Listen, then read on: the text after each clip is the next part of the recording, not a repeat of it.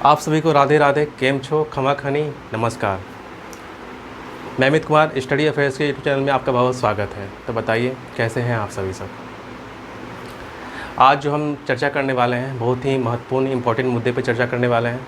अगर मैं आपसे कहूँ कि प्रधानमंत्री, मंत्री, मुख्यमंत्री सहित ये सभी अपने कार्यकाल के दौरान गिरफ्तार हो सकते हैं या उनका पद समाप्त हो जाएगा, तो ये सच है। अभी जो वर्तमान में लोकसभा में यानी 20 अगस्त 2025 को लोकसभा में हमारे देश के गृह मंत्री यानी अमित शाह जी ने एक बहुत ही महत्वपूर्ण बिल पेश किया। वो बिल है 130वां संविधान संशोधन यानी विधेयक, यानी जो बिल लोकसभा में पेश हुआ है। ये बहुत ही महत्वपूर्ण बिल है। और ये महत्वपूर्ण क्यों है, हम इसके बारे में आज की क्लास में, आज की कक्षा में इस पर विस्तार से चर्चा करेंगे। आप सभी ने देखा होगा कि बीते दिनों दिल्ली में यानी दिल्ली के मुख्यमंत्री, झारखंड के मुख्यमंत्री को जेल हुई, वो हिरासत में लिए गए, ठीक है। और फिर उन्होंने इस्तीफ़ा दिया था, लेकिन फिर बाद में जाकर के वो अपने पद को उन्होंने ज्वाइन किया, यानी पद को फिर दोबारा वहाँ पे अपने पद पर बने रहे, ठीक है। तो ये बिल का जो मुख्य उद्देश्य है, ये भाव है, ये क्या है, इस बारे में इस पूरी चर्चा में हम यहाँ पे बात करेंगे, ठीक है। तो आइए समझते हैं कि हमारा जो लॉ है यानी जो बिल अभी वर्तमान में जो 130वां संविधान संशोधन बिल जो है पेश हुआ है लोकसभा में, ये किन मुद्दों पर है। यानी परिचय, यानी नाम क्या है, संविधान, यानी 130वां संशोधन विधेयक 2025, ये जो बिल का नाम है, जो ही वर्तमान में लोकसभा में पेश किया गया है, ठीक है। अभी कोई बिल होता है कि लोकसभा में पहले पेश होता है, चर्चा होती है, वहाँ से जब पारित होता है तो फिर राज्यसभा भेजा जाता है, जब वहाँ पे चर्चा होती है, जब वहाँ पे वो पारित होता है, ठीक है, उसके बाद फिर जो है उसे राष्ट्रपति अंत में उस पर अपने हस्ताक्षर करते हैं, तब फिर वो जो बिल है, विधेयक है, अंत में जाके वो अधिनियम बनता है यानी कानून बनता है। तो अभी ये शुरुआती चरण में है। शुरुआती चरण में यानी लोकसभा में ये बहुत ही इस पर व्यापक चर्चा हुई, बहुत ही हंगामा भी हुआ, विरोध भी हुआ। लेकिन इस बिल का जो भाव है वो बहुत महत्वपूर्ण है। अगर ये बिल पारित होता है, अगर ये बिल लोकसभा, राज्यसभा अंत में राष्ट्रपति के हस्ताक्षर सहित ये बिल पारित होता है, अधिनियम बनता है, तो ये अपने आप में यानी इतिहास में बहुत ही मील का पत्थर साबित होने वाला है। इसलिए ये बिल जो होता है महत्वपूर्ण बनता है, ठीक है। तो इसके बारे में हम जानेंगे पेश, यानी 20 अगस्त 2025 को लोकसभा में गृह मंत्री अमित शाह जी के द्वारा ये बिल को पेश किया गया, ठीक है। स्थिति, यानी वर्तमान में इसे संयुक्त संसदीय समिति के पास भेजा गया है, ठीक है। यानी जेपीसी, ज्वाइंट पार्लियामेंट्री कमेटी, यानी जेपीसी क्या है, ये डिसाइड करते हैं अगर बिल जो होता है व्यापक, जैसे लोकसभा में पारित इसको पेश किया गया, काफ़ी ज़्यादा विरोध देखने को मिला, अमित शाह जी के ऊपर पेपर भी उड़ाए गए, ठीक है, बाधित भी हुई।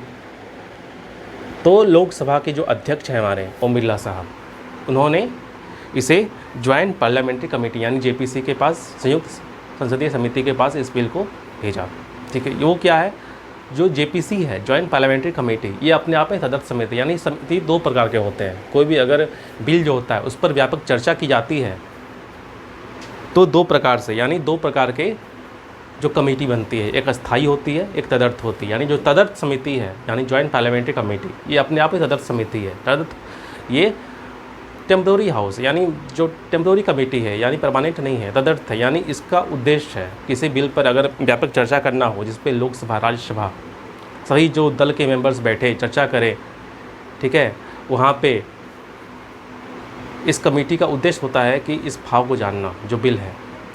तो एक कमेटी बनी, यानी तदर्थ कमेटी, ज्वाइंट पार्लियामेंट्री कमेटी बनी, इस पर व्यापक जो आगे की राह होगी पूरी प्रक्रिया के साथ होगी। तो इसलिए बिल बहुत महत्वपूर्ण बनता है, यानी प्रसंग, भारतीय राजनीति में इसका प्रसंग क्या है, यानी इसके बिल का जो मुख्य उद्देश्य है उसको हम जानेंगे। यानी भारतीय राजनीति में जो बढ़ते अपराधीकरण को रोकने व सूचिता बनाए रखने हेतु प्रस्तावित, यानी हमारे आप देख रहे होंगे जैसे राजनीति में अपराधीकरण बढ़ रहा है, तो इसको कैसे रोका जाए, इसकी संविधान की जो सूचिता है इसको कैसे बना के रखा जाए, ताकि जो सेवा का पद है, जो जन कल्याण के लिए जो पद है, जो लोग चुनकर आते हैं, इनका ध्येय होता है कि संविधान सबसे ऊपर है, हम उसके ऊपर नहीं हैं। यानी सर्वोच्च जो है संविधान है, यानी जनता जो आपको अपने मत से चुनकर भेजा, आप सेवा के लिए आए हो, तो इस भाव से आप सेवा करो, ना कि राजनीति में अपराधीकरण का भाव बढ़े। ठीक है, तो यानी अब इस बिल में क्या है खास, ये हम जानेंगे। यानी मैं 2 मिनट के अंदर इसमें आपको बताऊं, इस पर चर्चा हम करेंगे, लेकिन 2 मिनट के अंदर इस बिल का जो उद्देश्य है ये जान लीजिए। देखिए, पहले क्या था कि देखिए, अब जो इस बिल में के अंतर्गत जो बात कही गई है, जैसे प्रधानमंत्री यानी मुख्यमंत्री और मंत्री सहित, यानी प्रधानमंत्री भी आएंगे इस बिल के अंतर्गत, मुख्यमंत्री जी भी आएंगे और मंत्री जी भी आएंगे, ये तीनों, अगर उन्हें किसी भी अपराध के लिए अगर लगातार 30 दिनों तक हिरासत में रखा जाता है, उनका अपराध जो है सिद्ध हो जाता है, तो वो अपने जो पद है, यानी प्रधानमंत्री अपने प्रधानमंत्री के पद से, राष्ट्रपति उनको सलाह देंगे कि आप उन पद से हट जाओ, अगर नहीं हटेंगे तो 31वें दिन वो स्वतः पद से हटा लिए मान लिए जाएंगे। इसी तरह मुख्यमंत्री जी के विषय में भी होगा, राज्यपाल सलाह देंगे। इस तरह राज्य के मंत्री जी के लिए भी होगा, केंद्र के मंत्री के लिए भी होगा। यानी इस बिल के अंतर्गत प्रधानमंत्री, केंद्रीय मंत्री, मंत्रिपरिषद और फिर जो होता है मुख्यमंत्री और उनके मंत्री, यानी ये सभी के लिए है कि जो अपराध की श्रेणी, यानी जो जिन पर अपराध सिद्ध हुआ है, जो लगातार 30 दिनों तक इन्होंने हिरासत में रखा गया है, अगर वो इस तरह के मामले आते हैं तो उनको तत्काल प्रभाव से 31वें दिन उनको हटा लिया मान लिया जाएगा। ठीक है, तो इस बिल का उद्देश्य है राजनीति में अपराधीकरण जो बढ़ रहा है उसको रोकना। यानी जो पद, जो शासन का जो पद है, जो सेवा का जो पद है, जो जन कल्याण के लिए है, उस पर अपराधीकरण का प्रवेश ना हो, उस संविधान की सूचिता को बनाकर रखा जाए, इसका ये उद्देश्य है, इसका ये ध्येय है। ठीक है, और भी इस बिल के बारे में क्या है खास, उसके बारे में आइए हम चर्चा करते हैं विस्तार से। यानी इस बिल का जो उद्देश्य क्या है, यानी विधेयक का उद्देश्य क्या है, उद्देश्य को हम लेकर बात करेंगे। ठीक है, गंभीर अपराध के आरोप में गिरफ्तार व्यक्ति, यानी जो व्यक्ति गंभीर अपराध के आरोप में गिरफ्तार हैं, जो व्यक्ति गंभीर अपराध के कारण गिरफ्तार है, उनको शासन में बने रहने से रोकना, यानी संविधान की सूचिता को बनाए रखना जाना। पहला ये पॉइंट है। दूसरा ये पॉइंट है, यानी हम बात कर रहे थे विधेयक का उद्देश्य, यानी इस जो बिल है इसका उद्देश्य क्या है, इसको हम जानेंगे। तो हम जानते हैं 4 पॉइंट, यानी 4 बिंदु पर हम इस बिल के जो उद्देश्य है उसको हम समझेंगे। ठीक है, पहला है क्या है, गंभीर अपराध के आरोप में गिरफ्तार मंत्रियों के पद पर बने रहने से शासन और नैतिकता प्रभावित ना हो। यानी जो भी मंत्री, आए दिन हम समाचार में सुनते हैं या पेपर्स में, न्यूज़पेपर्स में देखते हैं कि कोई मंत्री है जिसे गंभीर अपराध, यानी जो गंभीर अपराध में लिप्त है, जिसे कानून के अंदर दोष सिद्धि हो गई है, यानी जो दोष सिद्ध है वो जेल में जाकर के वहाँ से शासन चला रहे हैं। यानी ऐसे व्यक्ति को जो शासन में लिप्त है, जिन पर अपराध सिद्ध हो गया है, उनको शासन में, यानी उनको शासन करने से रोकना, उनको उस संविधान की सूचिता जो शपथ लेने के समय ली होती है, यानी आप जो शपथ जब लेते हैं तो ये अपनी पूरी संविधान ये कहता है कि आप अपने पद, उसकी गोपनीयता, उसकी मर्यादा को बना के रखें।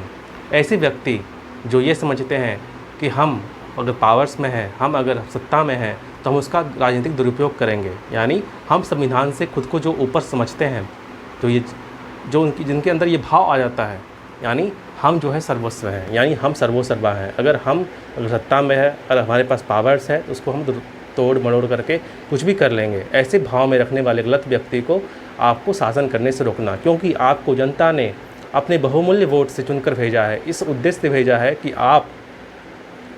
आप इस देश को अच्छे से चलाओगे, इस देश को संविधान पर्यंत अच्छे से उसका शासन चलाओगे और सबका जन कल्याण करोगे। ये अपने आप में पद जन सेवा का है, लेकिन कुछ लोग इसका राजनीतिक दुरुपयोग करते हैं, गलत लाभ लेते हैं। ठीक है, तो इसलिए इस बिल का उद्देश्य है कि ऐसे कृत्य को आपको समाज में पनपने से, बढ़ने से रोकना, ताकि समाज में गलत संदेश ना जाए। ठीक है। दूसरा कथन है कि राजनीति में अपराधीकरण की भागीदारी को नियंत्रित करना। जो भी अपराधीकरण जो राजनीति में हो रहा है, जो हम देखते हैं, उसको नियंत्रित करना, यानी इस बिल को लाना, इसका जो भाव है ये अपने आप में ये बहुत ही महत्वपूर्ण बन जाता है। यानी अपराधीकरण, जो राजनीति में अपराधीकरण आए दिनों हम देखने को मिल रहे हैं, उसे नियंत्रित करना, जो इस बिल के माध्यम से बखूबी हो पाएगा। ठीक है।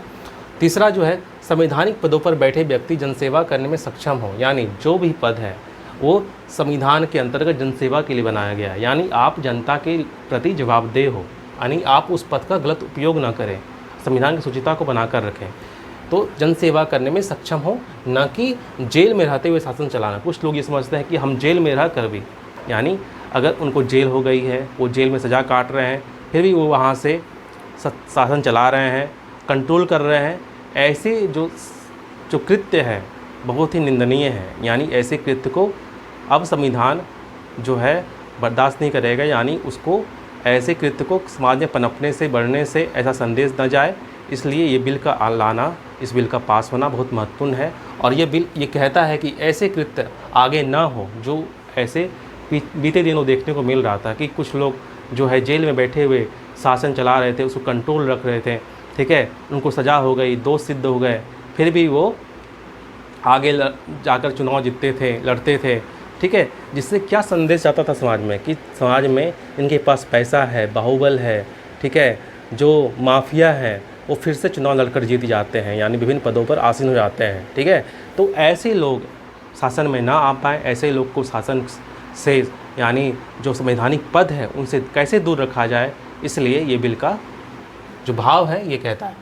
और चौथा जो है, शासन व्यवस्था में पारदर्शिता और नैतिक उत्तरदायित्व को स्थापित करना। यानी हमारी शासन व्यवस्था में कैसे नैतिकता लाया जाए, कैसे उसके जो भाव है, यानी उत्तरदायित्व हैं, जो उस पद के उत्तरदायित्व, जो ये कहते हैं कि आप कोई भी ऐसा कृत्य न करें जो संविधान मूल्यों को नीचे गिराता हो, जो उस पद की गोपनीयता, उस पद की पारदर्शिता को धूमिल करता हो, तो ऐसे कृत्य को समाज में न बढ़ने से रोकना। ठीक है। तो हम बात कर रहे थे मुख्य प्रावधान, यानी इस जो बिल के मुख्य प्रावधान क्या है, हम उस पर बात करते हैं। ठीक है। यानी पहला जो होगा, प्रधानमंत्री, मुख्यमंत्री, मंत्री। यानी इसके अंदर प्रधानमंत्री भी आएंगे, मुख्यमंत्री भी आएंगे राज्य के, और मंत्री भी आएंगे। तो यदि किसी मंत्री को गंभीर अपराध, यानी किसी भी मंत्री को अगर गंभीर अपराध है, यानी 5 वर्ष या उससे अधिक की सज़ा वाले अपराध में गिरफ्तारी कर 30 दिनों तक हिरासत में रखा जाता है, उसका पद स्वतः समाप्त हो जाता है। यानी हमने बात किया था पहले कि कोई भी मंत्री है, अगर किसी को ऐसे अपराध, जिस अपराध में उसे 5 वर्ष या उससे अधिक की सज़ा हो गई हो, यानी ये दोष सिद्ध हो गया हो, और वह 30 दिनों तक लगातार हिरासत में रखे गए हों, तो ऐसे जो मंत्री हैं, प्रधानमंत्री हैं, मुख्यमंत्री हैं, वो अपने पद पर फिर से आसीन, यानी फिर से वो दोबारा उस पद पर नहीं रह पाएंगे, वो पद पर स्वतः समाप्त हो जाएगा। ठीक है। दूसरा है संघ स्तर, यानी सेंट्रल लेवल पे, यानी सेंट्रल लेवल पे क्या है उस पर बात करते हैं। यानी पहला पॉइंट है, राष्ट्रपति प्रधानमंत्री या मंत्रियों को पद से हटाएंगे। यानी राष्ट्रपति जो है, हमारे भारत के राष्ट्रपति, वो प्रधानमंत्री और जो मंत्रिपरिषद में जो मंत्री हैं, उनको अगर वो ऐसे जो अपराध में है लिप्त पाए जाते हैं, उनको राष्ट्रपति की जिम्मेदारी होगी कि वो उन्हें पद से हटाएं। फिर भी यदि प्रधानमंत्री इस्तीफ़ा ना दे, अगर ऐसा हो सकता है कि प्रधानमंत्री अपनी ओर से इस्तीफ़ा ना दे, तो उनका जो पद है स्वतः समाप्त मान लिया जाएगा। यानी प्रधानमंत्री भी अब इस कानून के अंतर्गत आएंगे, अब वो भी इस कानून के ऊपर नहीं है। यानी प्रधानमंत्री भी अगर किसी ऐसे अपराध में लिप्त पाए जाते हैं, उन्हें ऐसी सज़ा हो पाएगी। यानी इस बिल के द्वारा उनको भी इसके अंतर्गत लाया गया है। राष्ट्रपति की जिम्मेदारी होगी उसे ही पद से हटाए। अगर फिर भी वह अपने पद से अगर वो अपना इस्तीफ़ा नहीं देते हैं, तो उन्हें वो तत्काल प्रभाव से 31वें दिन वो पद से हटे हुए मान लिए जाएंगे। ठीक है। और तीसरा जो है हमारा, यानी राज्य स्तर पर, तो स्टेट लेवल पे क्या ये कहता है, आइए हम जानते हैं। यानी पहला पॉइंट, राज्यपाल यानी सीएम की सलाह पर मंत्रियों को हटाएंगे। राज्यपाल जो है राज्य के, वो सीएम यानी मुख्यमंत्री को और फिर मंत्रियों को पद से हटाएंगे, उनकी जिम्मेदारी होगी। दूसरा है, यदि सीएम सलाह ना दे तो पद स्वतः समाप्त हो जाएगा। दूसरा ये कहता है कि अगर सीएम ऐसे अपराध में लिप्त हो, अगर वो अपने मंत्रियों को हटाने की सलाह ना दे, तो वो स्वतः समाप्त, उनका जो पद है स्वतः समाप्त मान लिया जाएगा। ठीक है। और चौथा जो हमारा कह रहा है, दिल्ली यानी एनसीआर रीजन, ठीक है, राष्ट्रीय राजधानी क्षेत्र, उसमें अनुच्छेद हमारा कहता है 239A के अंतर्गत यही नियम जो है, जो हमने पहले जो 2 में बात की, यही नियम जो है संभवतः सेम टू सेम लागू होगा। और पांचवा जो कह रहा है पुनर्नियुक्ति का अवसर, यानी कि यदि गिरफ्तारी से रिहाई हो जाती है तो मंत्री पुनर्नियुक्त किए जा सकते हैं। अगर किसी पर आरोप लगा, ठीक है, उनकी गिरफ्तारी भी हो गई, लेकिन वह दोष सिद्ध ना हो पाया, यानी वो दोष, यानी किसी पर हमने आरोप लगाया कि फलाने ये इन्होंने लॉ का वायलेट किया है, ठीक है, उन्हें तत्काल प्रभाव से गिरफ्तार किया गया, ठीक है, लेकिन उन पर आरोप जो लगा था वह सिद्ध ना हो पाया, तो इसका क्या होगा, इससे क्या होगा, फिर वो मंत्री दोबारा अपने जो पद पर है वो बने रह पाएंगे, यानी उनको सज़ा नहीं हुई, उन्होंने जो उन पर जो आरोप लगा था वो सिद्ध नहीं हुआ, तो ऐसे में वो बच जाएंगे, यानी वो अपने पद पर फिर बने रहेंगे। तो ऐसे में किसी भी निर्दोष को इसके अंतर्गत कोई भी जो है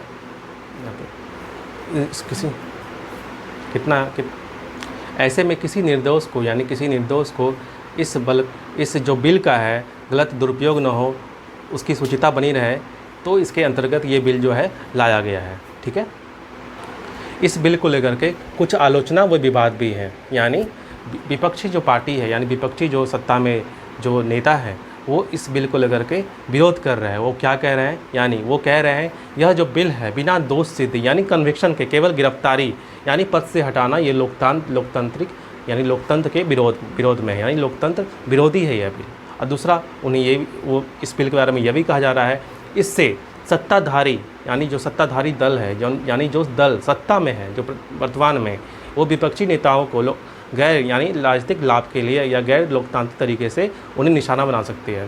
पहला। दूसरा तो ये आलोचना भी है, विवाद भी है। आइए हम जानते हैं क्या है आलोचना और क्या है विवाद, ठीक है। यानी विपक्ष का आरोप है, तो यह जो बिल है बिना दोष सिद्ध यानी कन्विक्शन, केवल गिरफ्तारी और पद से हटाना, यह लोकतंत्र के विरोध में है, ठीक है। और दूसरा उन्होंने ये कहा है कि सत्ताधारी दलवाद पर खतरा, यानी फेडरलिज्म पर ये खतरा है, ठीक है। तो इसलिए ये सभी जो विपक्षी पार्टी हैं इस बिल का विरोध कर रहे हैं, ठीक है। इस बिल का जो संवैधानिक पहलू है, यानी संवैधानिक पहलू क्या है इसके बारे में हम जानेंगे। यानी हमने जो भी इनकी जो महत्वपूर्ण बातें थी वो हमने जान ली, समझ ली। अब इस बिल का जो भाव है यानी संवैधानिक पहलू क्या कहता है उसको हम जानते हैं, समझते हैं, ठीक है। अनुच्छेद 75 यानी अनुच्छेद 75 और 164 यानी अनुच्छेद 75 का 5A, ठीक है। अनुच्छेद 164 यानी अनुच्छेद 164 का 4A और तीसरा है अनुच्छेद 213 का 5AA, ठीक है। यानी ये हो गया सेंट्रल लेवल, यानी इसके अंदर PM आ जाएंगे, मंत्री आ जाएंगे, ठीक है। इसके अंदर मुख्यमंत्री आ जाएंगे यानी राज्य के CM और उनके मंत्री, और इसके अंदर दिल्ली यानी संघ राज क्षेत्र के CM और मंत्री, यानी ये कुछ अनुच्छेद इसके अंतर्गत आते हैं। क्या जो है सकारात्मक और नकारात्मक पक्ष है इसको भी हम समझते हैं, ठीक है। जो हमारा सकारात्मक पक्ष है यानी इस बिल को लेकर के जो हमारा सकारात्मक रवैया है, जो पक्ष है, जो सरकार ये बताना चाह रही है इस बिल के बारे में क्या सही हो सकता है उसको हम जानते हैं। यानी राजनीति का अपराधीकरण को रोकना, यानी राजनीति में जो अपराधीकरण हो रहा है उसे मुक्त करना, यानी राजनीति का अपराधीकरण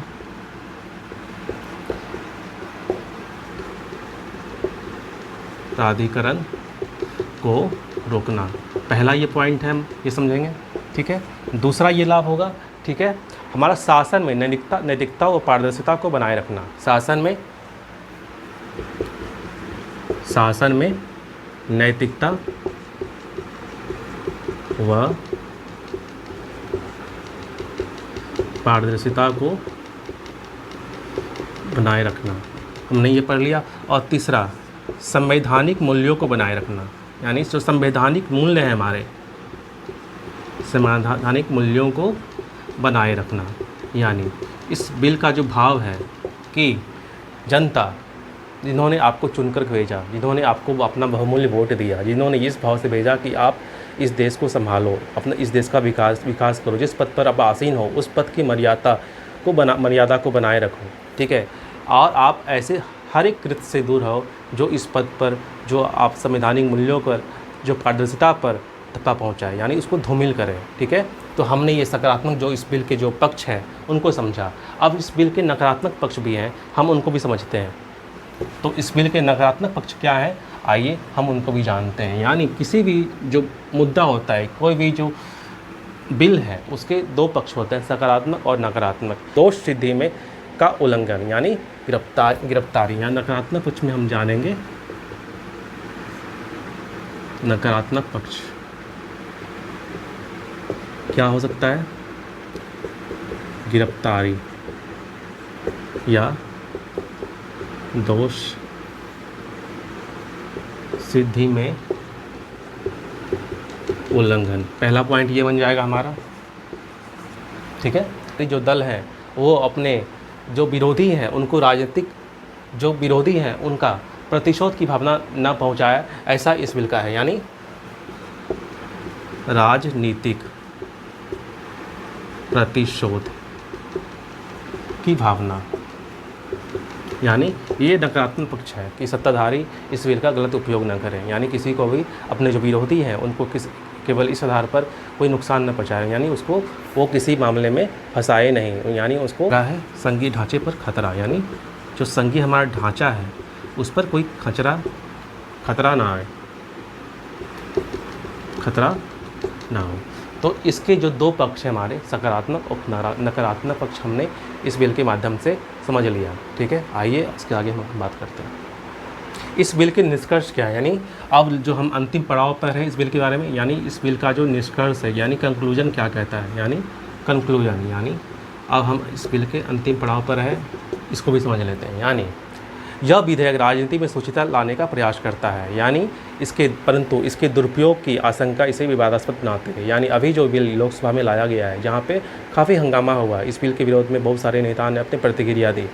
तो इस बिल का भाव है, सकारात्मक पक्ष यह है कि यह बिल राजनीति में जो बढ़ रहे अपराधीकरण को रोकता है, पहला। लेकिन यह बिल इसे विवादास्पद बनाती है क्योंकि इसमें दुरुपयोग की कुछ भावनाएँ हैं जो इसे विवादों में लाती है।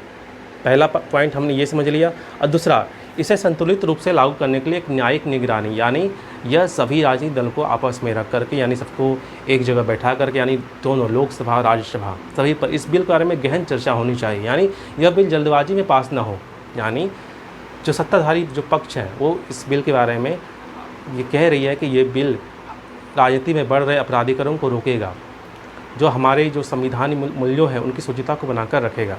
तो इस बात को समझाने के लिए आपसी मतभेदों को भुला करके, ठीक है, संवैधानिक मूल्यों को आपको ऊपर रख करके इस पर व्यापक गहन चर्चा यानी विश्वास में लेने की ज़रूरत है। यानी इस बिल में के बारे में गहन चर्चा होनी चाहिए दोनों सदन में, ठीक है। इस पर तर्क के द्वारा अपनी बातों को आगे रखा जाना चाहिए। इस बिल में जो भी नकारात्मक पक्ष हैं, जो भी विवादास्पद जो पक्ष हैं, ठीक है, उनको इस बिल में उसे दूर किया जाए, उसे यहाँ से इसे रिजॉल्व किया जाए, ठीक है। तो आगे जो इस बिल का जो भाव है यह निकल करके आता है कि संविधान सबसे ऊपर है, यानी संविधान के ऊपर कोई भी पद, कोई भी अधिकारी, कोई भी जो हमारे मंत्री हैं, यानी कोई भी उस पद पर आसीन बैठे व्यक्ति नहीं है। यानी हमारा पद जो है बहुत ही पवित्र है, संविधान उसको, उसकी शुचिता को, उसकी पारदर्शिता को बनाए रखना चाहता है। तो हम इस भाव को समझें और इस बिल को जो है दोनों सदन में बिल विधेयक बने, ताकि हमारे जो वर्तमान में जो राजनीति में अपराधीकरण हम आए दिनों बढ़ते हुए देखते हैं, ठीक है, उसको रोका जा सके, ठीक है। संविधान सबसे ऊपर है, ये जनता के लिए भी है, और उस पद पर जो बैठे उसके पर जो बैठे व्यक्ति हैं वो ईमानदारी से अपना नैतिक कर्तव्य यानी उस पद की गरिमा को बना के रख पाएँ, ऐसा संविधान, ऐसा हमारा जो जनता है, हमारी जो जनता है जिसे सर्वोपरि रखा गया है संविधान में, वो इस भाव को समझ पाए, ठीक है। तो अब बताइए आपको ये पूरी चर्चा कैसी लगी। आपको हमने इस बिल के बारे में जो भी पक्ष थे, सकारात्मक नकारात्मक, जो उद्देश्य, जो प्रावधान, जो भी इस बिल के बारे में जितनी भी व्यापक चर्चा हो सकती थी, हमने उस सारे पक्षों को आपके सामने रखा, ठीक है। अभी ये बिल सिर्फ लोकसभा में आया है, इसलिए इस पर विस्तार से चर्चा हो रही है, क्योंकि इस बिल का लाना अपने आप में एक गहरा विषय है, जो आए दिनों जो भी एग्ज़ाम में आएंगे, ठीक है, उसमें इस बिल से संबंधित प्रश्न जरूर रहेंगे, क्योंकि ये बिल अभी लोकसभा में आया है, इसके लिए ज्वाइंट पार्लियामेंट्री कमेटी बनी है, ये राज्यसभा से ही पारित होगा और अंत में ये विधेयक की रूप धारण करेगा। इसलिए बिल जो है चर्चा का विषय बना हुआ है, और यह बिल जो हमारे राजनीति में बढ़ते अपराधीकरण को कैसे रोकता है, क्या भाव है इसके बारे में हमने व्यापक इस कक्षा में समझ लिए। जो करंट का मुद्दा है, ठीक है, इसको आपको जानना समझना चाहिए और आपको इस बिल के बारे में जो हर पक्ष है वो आपको मालूम होना चाहिए। तो बताइए आपको ये क्लास कैसा लगा, ठीक है। और जब तक के लिए आप इस चैनल पर बने रहिए और इस चैनल को सब्सक्राइब कीजिए और जितने लोगों तक इस कक्षा को खासकर आप शेयर कर सकते हैं वो शेयर करें, ताकि हर कोई जो करंट का जो मुद्दा हमारा आज का है, जो ये बिल क्यों महत्वपूर्ण है, क्यों आपको ये इस बिल के बारे में हर पक्ष विपक्ष के बारे में गहन जो है आपको नॉलेज होना चाहिए। तो आपको ये क्लास अवश्य देखनी चाहिए, ठीक है। तब तक के लिए आप सभी को राधे राधे और अपना बहुत ख्याल रखें।